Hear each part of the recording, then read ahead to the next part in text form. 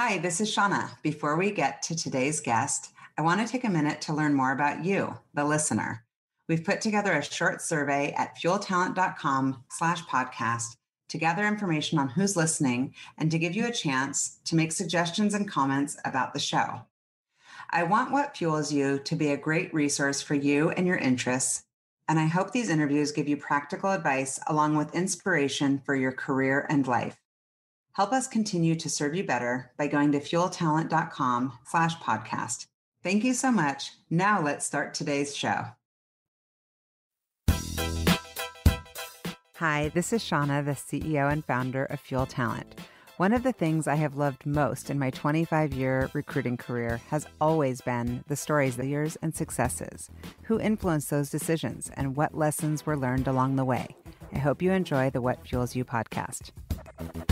Today's guest on the What Fuels You podcast is Allison Arzeno. Allison is the CEO of Assurance.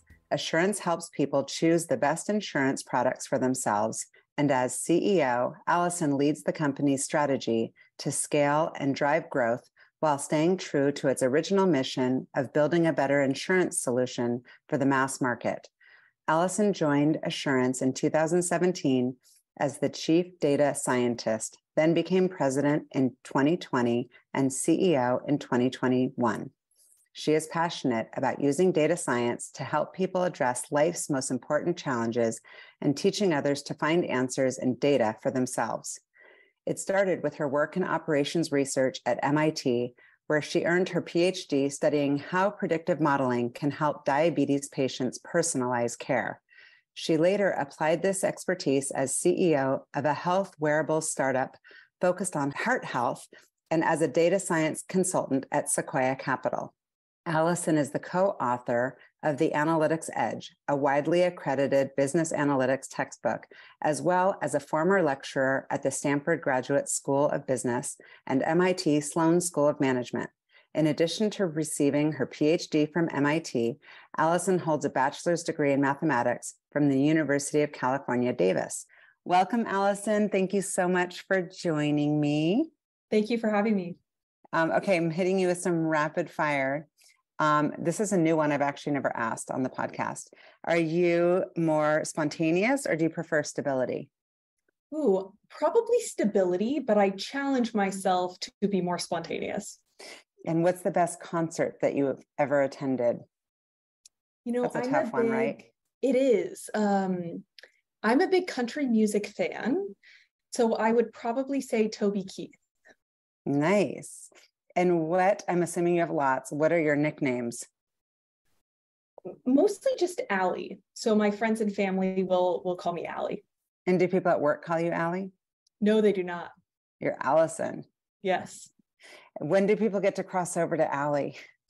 It's very organic. I think most people at work just don't know that I go by Allie. So yeah. I'm sure at some point they will discover that and it will get picked up. What are people most often surprised to learn about you? I would say people are often surprised that while I'm like very data-driven in a lot of ways, I love approaching problems through a creative kind of artistic viewpoint as well, which relates to my data science tilt. Yeah. And okay, so do you hate to lose or love to win? I am competitive. It's a bit more of a subtle competitive nature, I would say, but I love to win. Yeah. What is the best way for you to clear your head?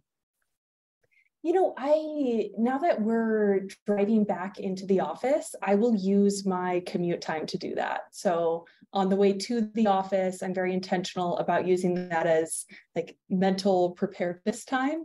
And on my way home from work, I will use that as reflection time. But I find that really useful.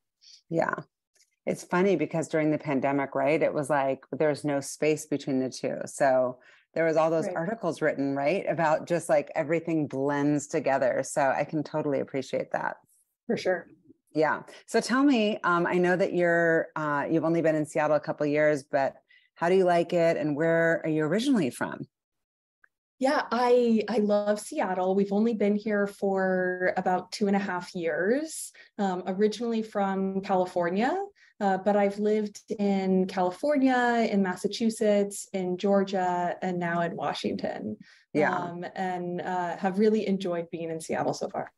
Where in California? And I guess, how would you describe it? Yeah, I grew up in the Bay Area, in the East Bay. I always say as far east as you can go and still call it the Bay Area.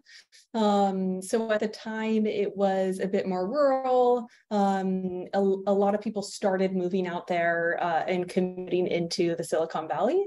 But I would say the three words I would use to describe my childhood would probably be comfortable, happy, and equal. My family put a lot of focus on equality in a lot of ways.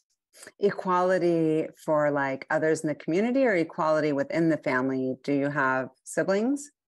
I do. I have an older sister, and my mother has this core virtue of fairness, I would say. And so there was just in a lot of ways, really thinking through things being fair, equal, us contributing to society and being involved in community service as a way to even the playing field. Yeah, I love that. And what kinds of things were you into? It sounds like some volunteer work, and outside of school, how did you busy your time? So I was a dancer, mostly ballet dance. So that was my sport. I was part of a Masonic youth group. It's called Rainbow Girls, but it's very focused on community service, and in a big way is how I learned public speaking. And I also played piano. Nice. And tell me about school. Was that something that, I'm guessing you were good at school. I love that you studied math. All of the lessons around STEM and getting more girls and women involved.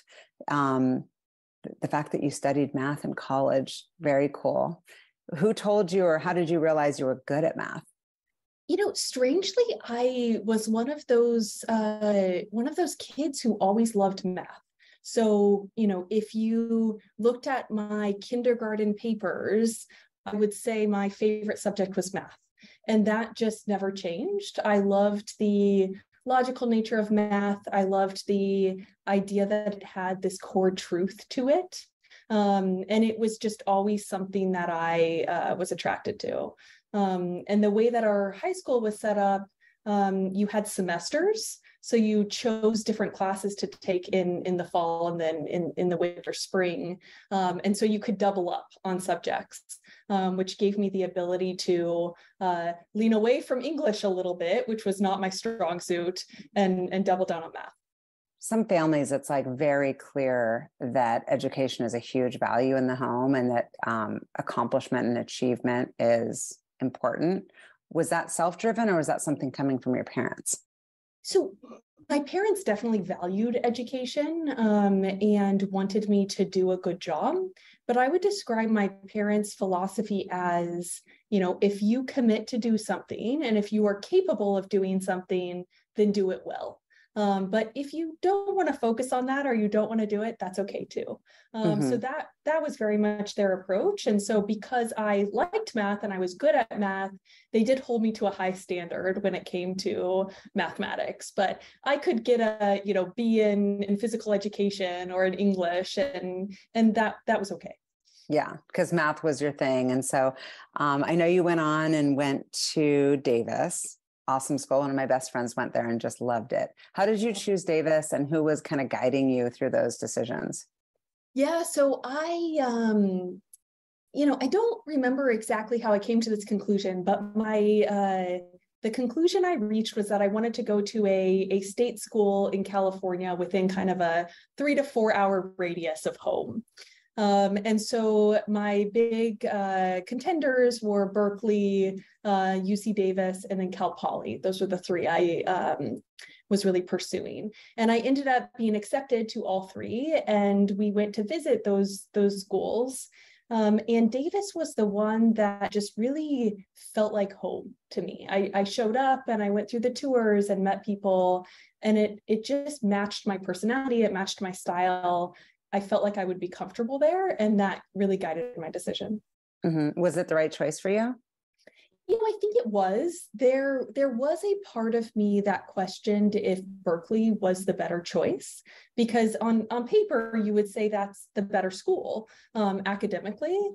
But I think going to Davis and pursuing the school that felt right, that felt comfortable, actually gave me a lot of confidence as a young adult that allowed me to really jump off from there. Yeah. And so studying math, what was your goal as far as like what you wanted to be? I mean, we've talked about this a little bit, like there is no linear path necessarily, but I guess there's a guidance counselor saying, hey, these are some of the paths you can take. What were you thinking you wanted to pursue?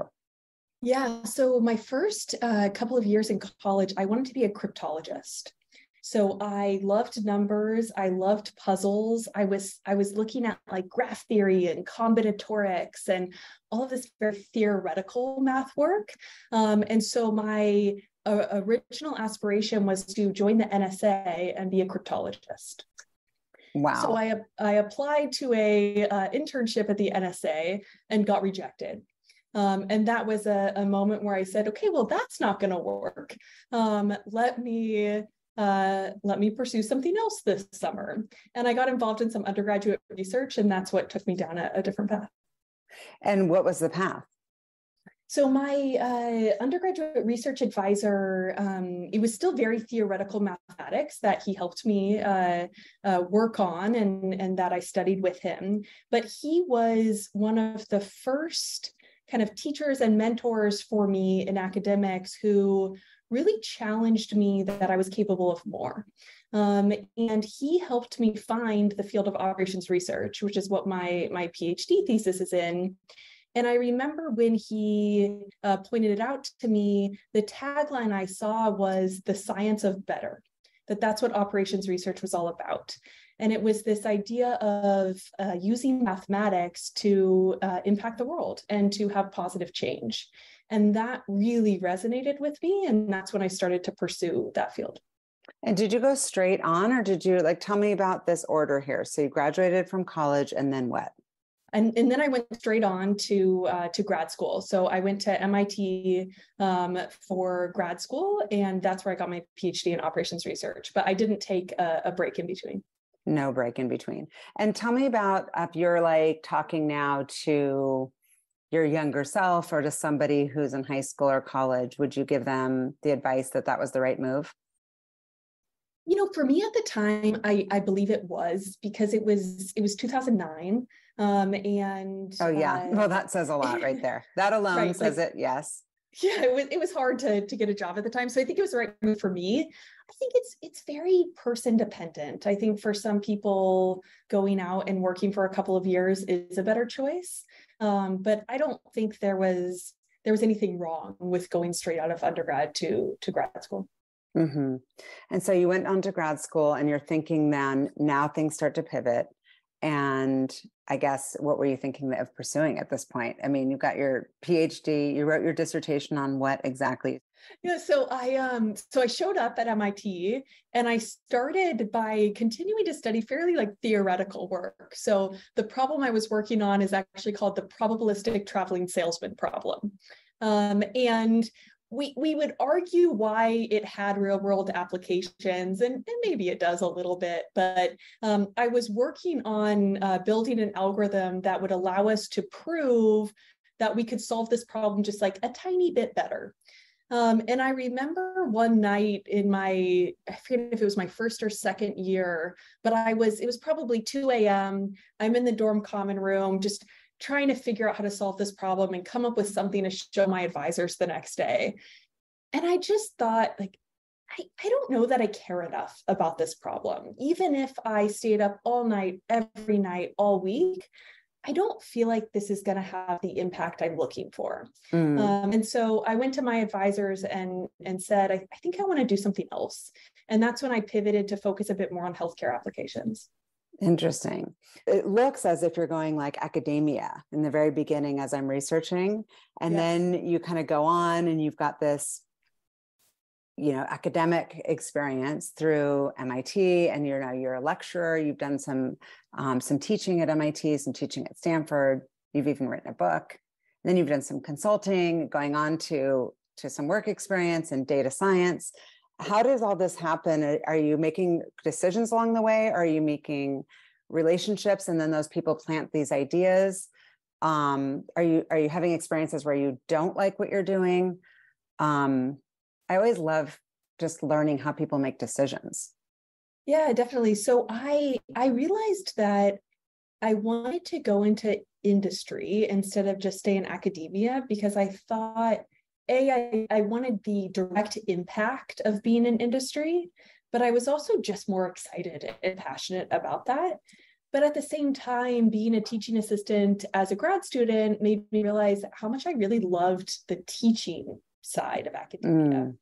And so that's where I was torn because I wanted to do that, do the teaching side, not necessarily the academic research side, but also go out into industry.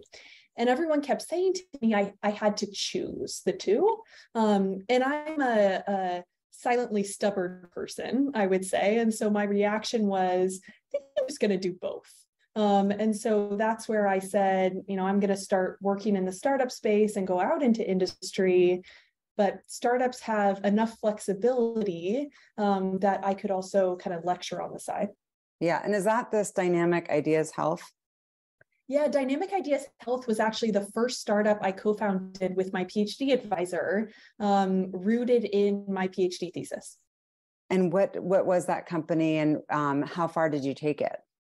Yeah, so my PhD thesis was about building a system for individuals with diabetes where you could improve your meal plans and exercise plans to actually better control your diabetes and either scale back on medication, avoid medication, or just frankly be healthier.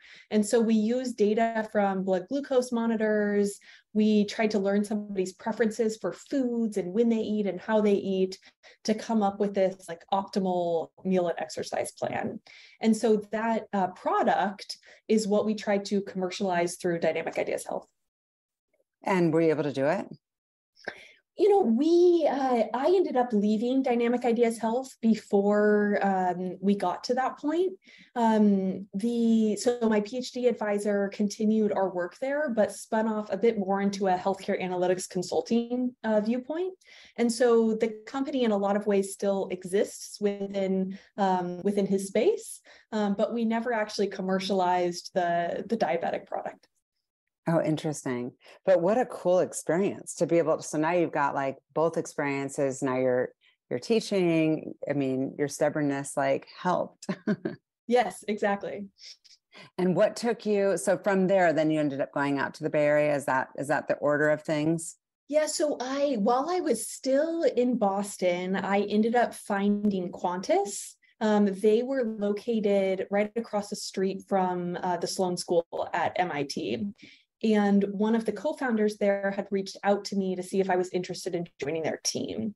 And I was already doing these two other things. And so I started working at Qantas about 10 hours a week, just being a data science consultant for them. And so I had started working at Qantas, and then I decided I wanted to move back to the Bay Area, to California. And Qantas was actually also opening an office in the Bay Area. And so it was a nice opportunity for me to lean a bit more into my work at Qantas. And then I also took a role at Stanford.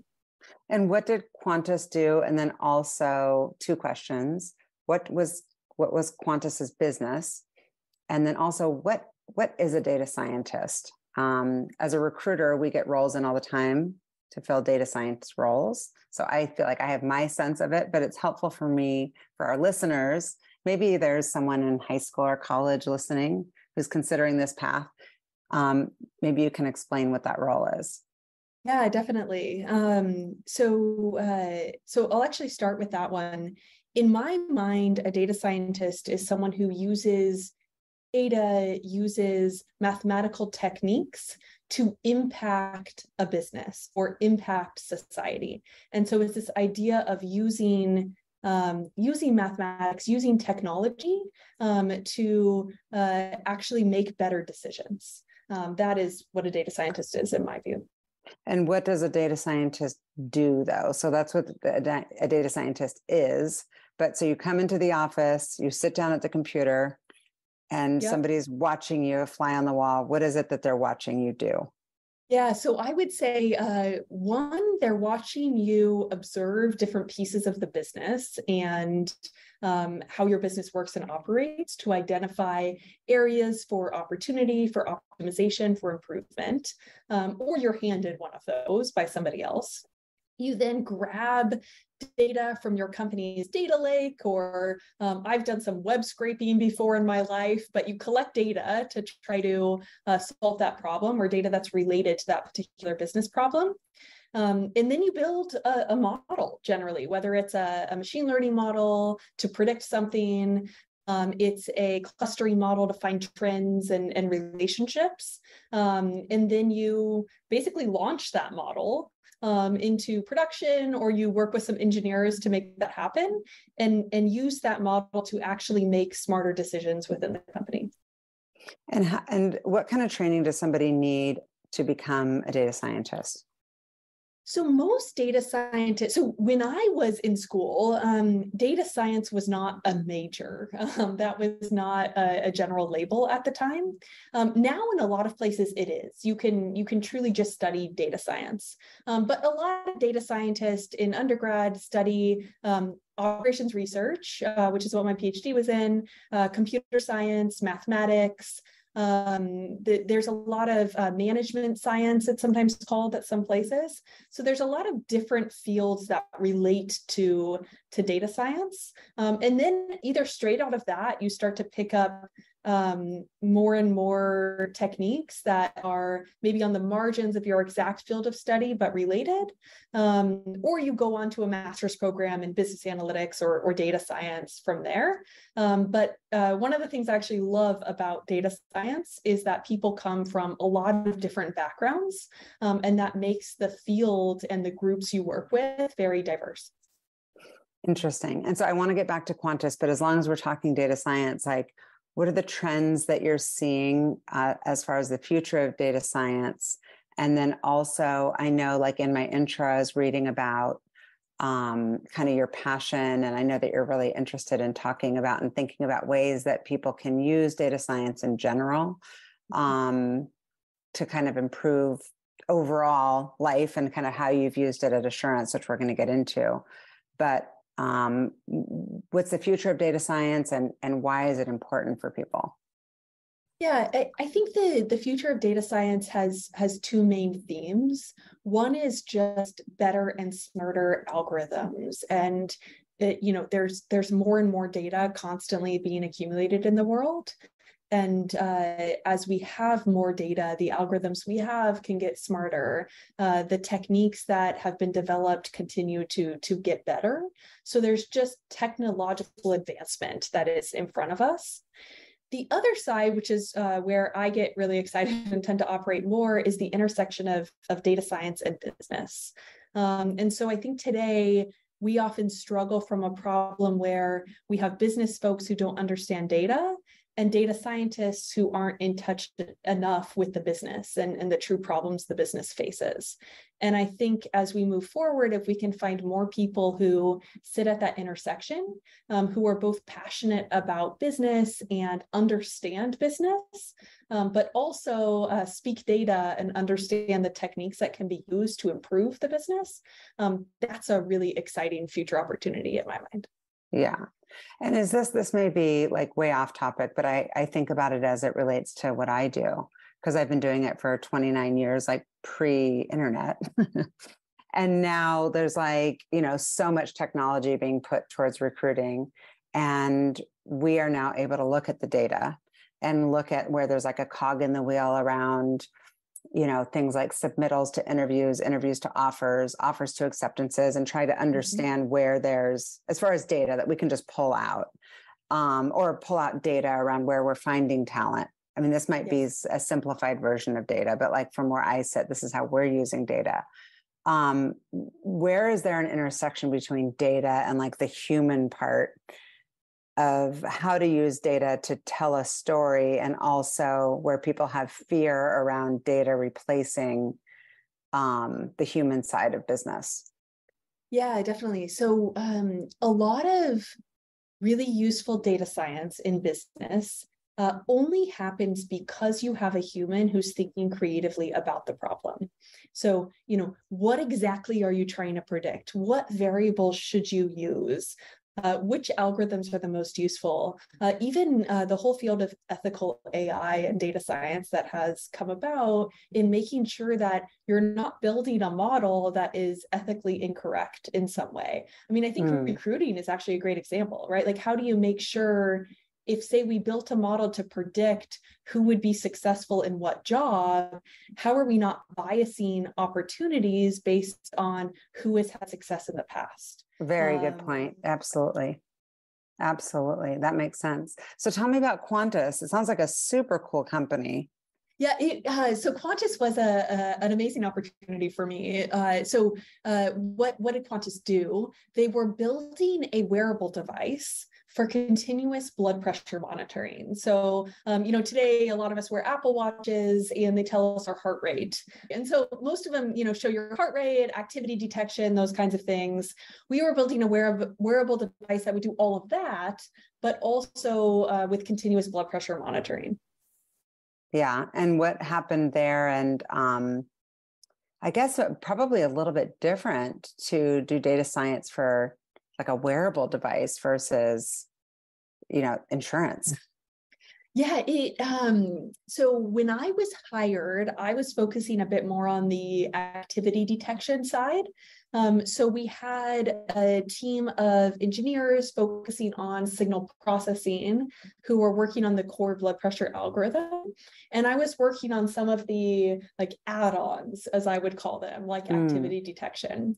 The challenge that Qantas faced was they came into the market when wearables were like the next big thing, right? Apple Watch didn't exist yet. Fitbit did, but not quite as advanced as it is today. And they were both trying to build a device, so building hardware, but then also working on these software algorithms to run on the device.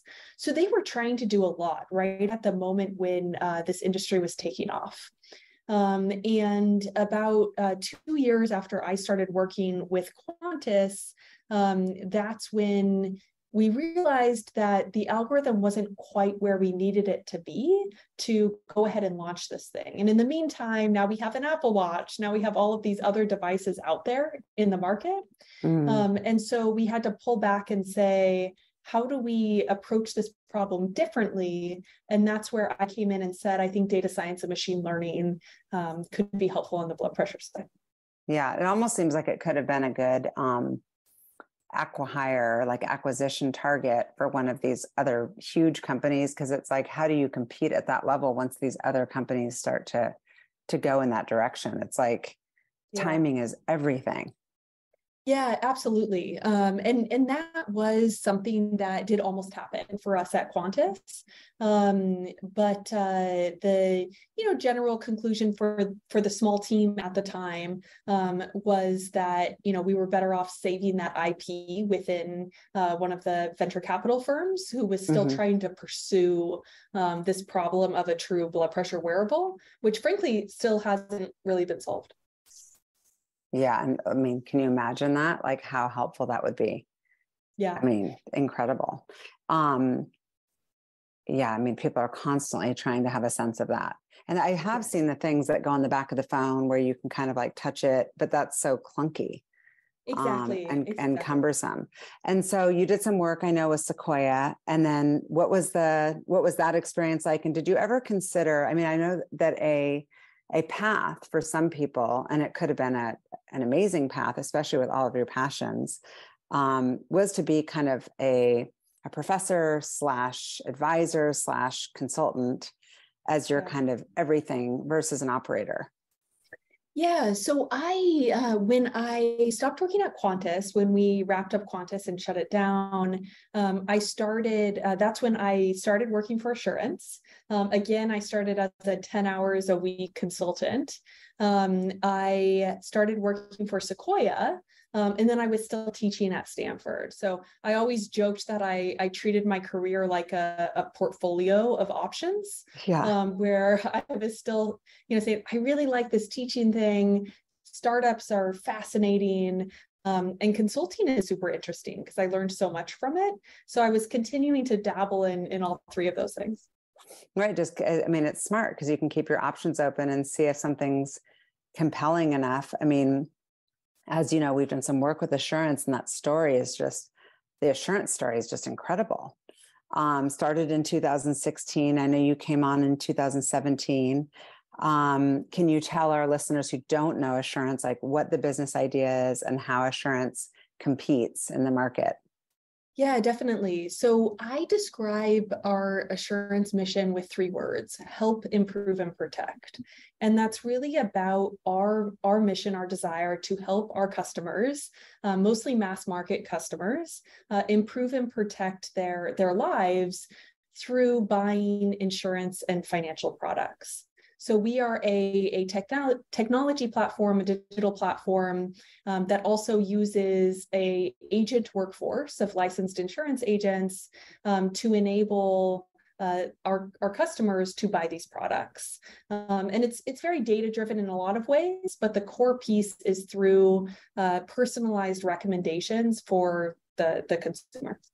And so who are your customers? Would be then the insurance companies, or tell me, what's the business model? Yeah, so our customers are the individual buying insurance. So we are direct to consumer, but we partner with carriers, with others in our space, frankly, to enable that. So we're kind of a broker for insurance, but a digital broker, where we have a bunch of carriers on our platform, and we help the consumer shop those different options to find the best one for their personal needs. And how is that different than others? Why is that a competitive advantage? What's different about assurance? Yeah, so we are much more data-driven, I would say, and technology-driven. We also are hyper-focused on the personalization piece.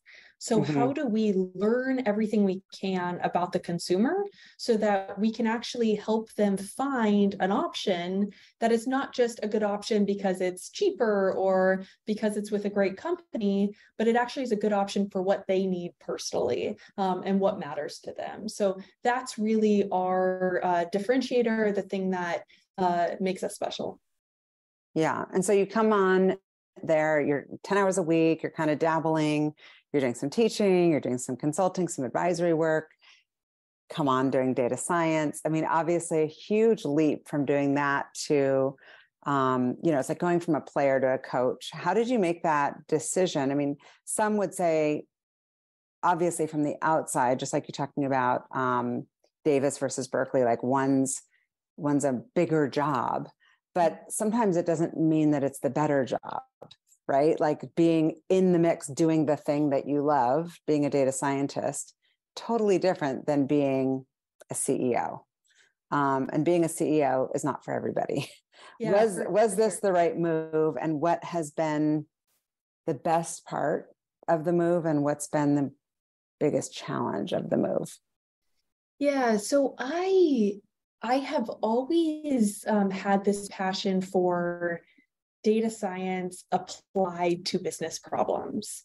And I, both at Qantas and then at Assurance, I found myself starting as the data scientist, but moving more into the business side of things.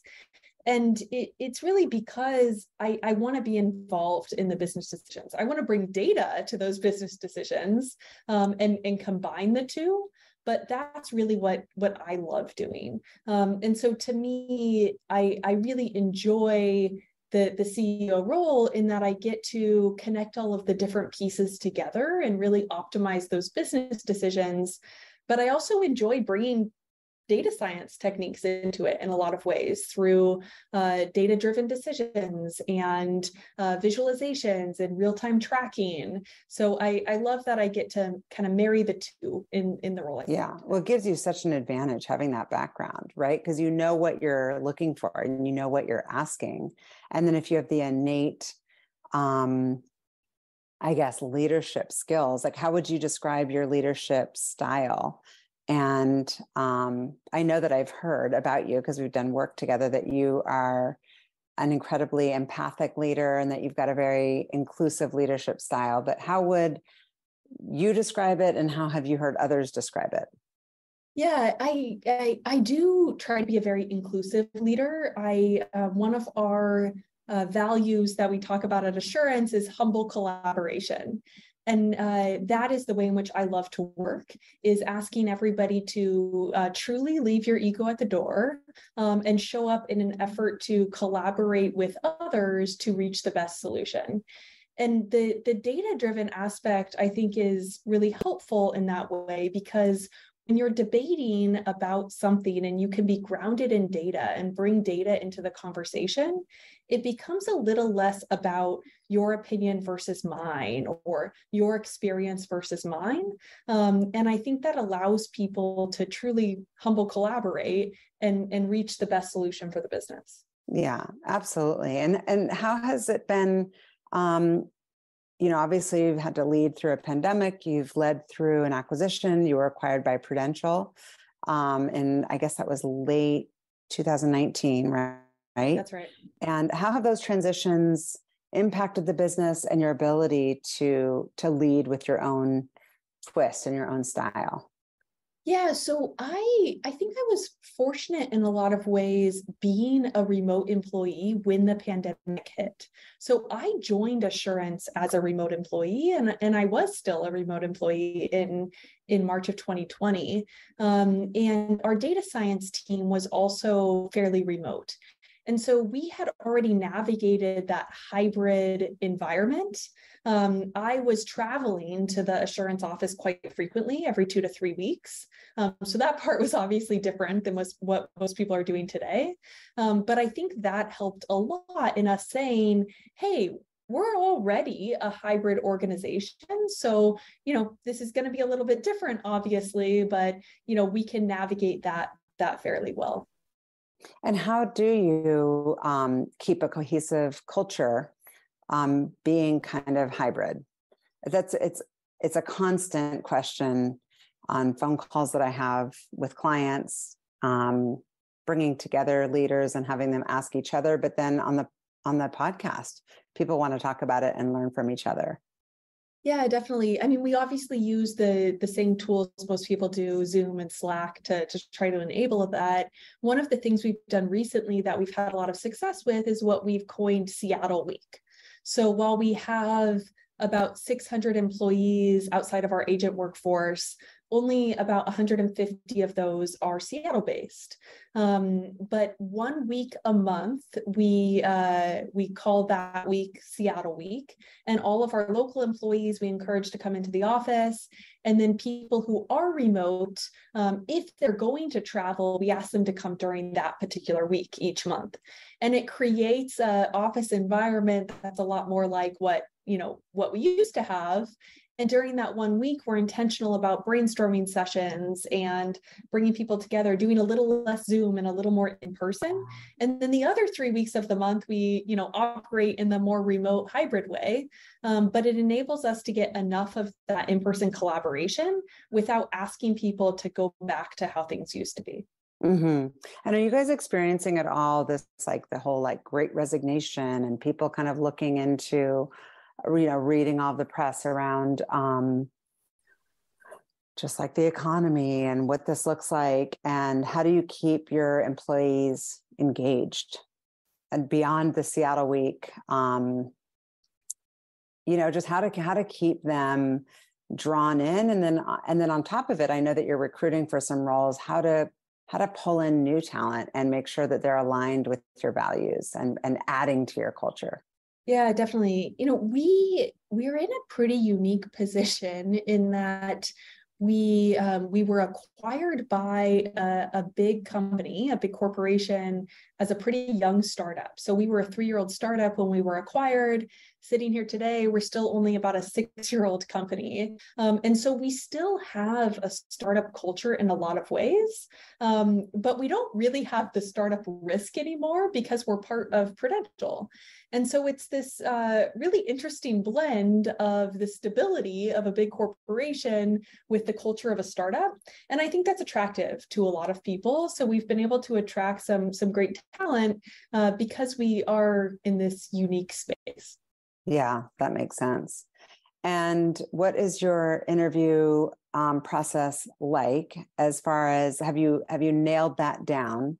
As far as how to sell the company, and if so, what are some of the selling points about kind of a day in the life, what it's like to work there? And what are the long-term plans as far as the vision if somebody's listening and they may potentially be looking for a job? Yeah, so my number one selling point to people is if you come to Assurance, you'll have the opportunity to build things from the ground up. While we have built so much, there is so much opportunity still in front of us. And so if you are somebody who likes to build things, to create something out of nothing, to fundamentally change and reconfigure a process or a piece of the business, Assurance is the place for you. And hey, you can come do it with a little less risk because we have the backing of Prudential. Yeah, oh, for sure. And as far as, where we sit today, what are you thinking about going into 2023 as far as challenges and opportunities, and what kind of keeps you up at night as CEO?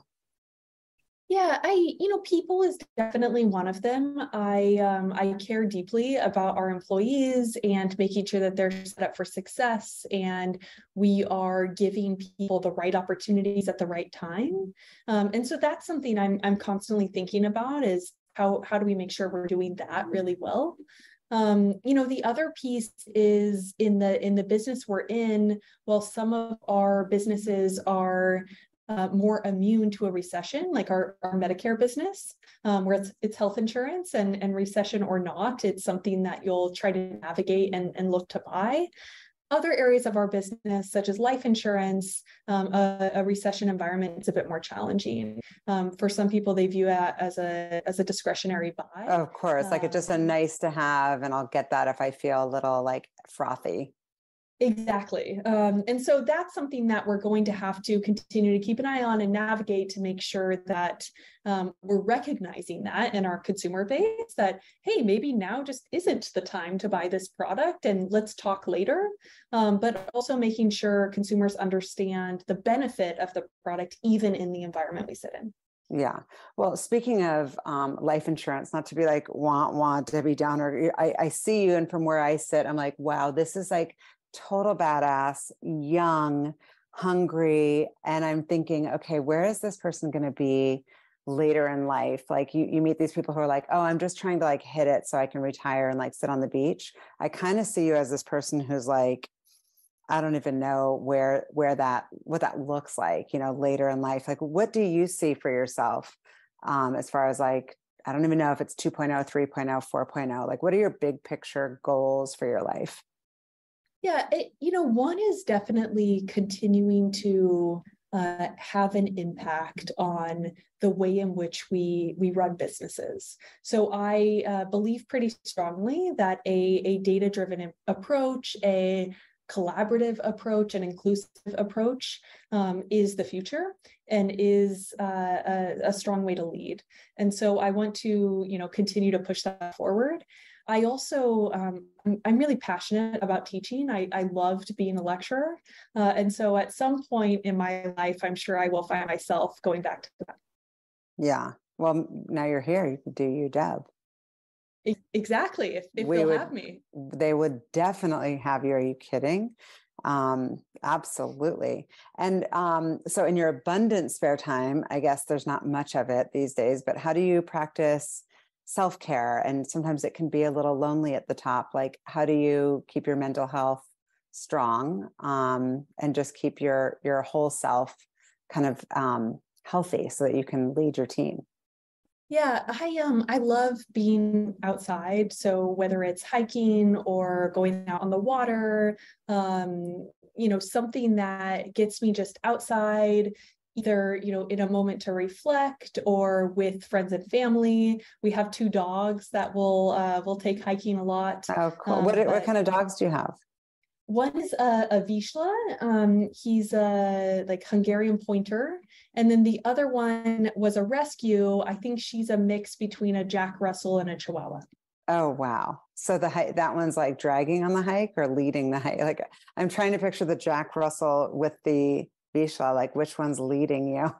Yeah, well, they are best friends. And the Jack Russell keeps up. If we go 6 or 7 miles, she starts to look at us like, "Are we done yet?" But she does a good job. Yeah. Well, you're in the perfect city. I love that you love to hike. And so as far as like apps or hacks that you can share with me as another business leader, always trying to stay organized, are there apps or systems or things that you do ritualistically to set yourself up for a good day or a good week?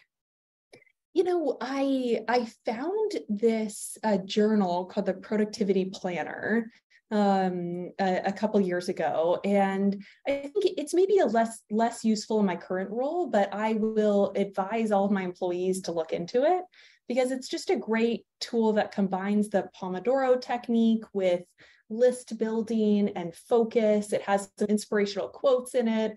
It's just a really fun journal. But I also will admit that I'm a sucker for Post-it notes. So I will put all my to-dos on Post-it notes and use that old school technique as well. Oh, a lot of people love a good Post-it note. So the productivity planner, is this like an Amazon purchase? Of course, I'm going to now buy it. It's going to be like another thing that It is. It is. Okay, and they have maybe I'll tell my variations. team. Well, send me a link to the one that you like. I will. I want to look into it because I'll do whatever you tell me. Because now you're another person I get to look up to and admire. Oh, thank you. I'm like, I'll do what Allison says to do. Okay, so my final question is, what fuels you? So I would say optimization fuels me. So whether it's business optimization, so taking what we have and just making it better and smarter, people optimization, making sure we have the right people in the right roles at the right time. This idea of taking something and making it bigger and better is what fuels me. Thank you for listening to the What Fuels You podcast. Be sure to subscribe, rate, and review on iTunes, Google Podcasts, or Spotify, and follow us on social media to keep up with the latest news and episodes. You can also contact us at podcast@fueltalent.com to provide feedback, ask questions, and share topics or guests you would like us to cover in the future. We hope you feel inspired by our guests and that we have helped fuel your day. Join us next time for another episode of What Fuels You.